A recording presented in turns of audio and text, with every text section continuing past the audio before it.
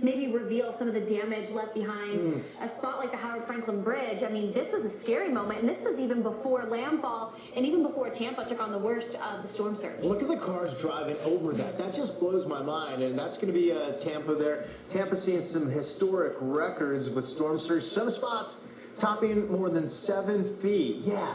So not every major hurricane, Idalia or Ian, brought this type of weather to the area. But that bridge, that video, and I know the camera's shaking because of the wind, but you can see all of the water over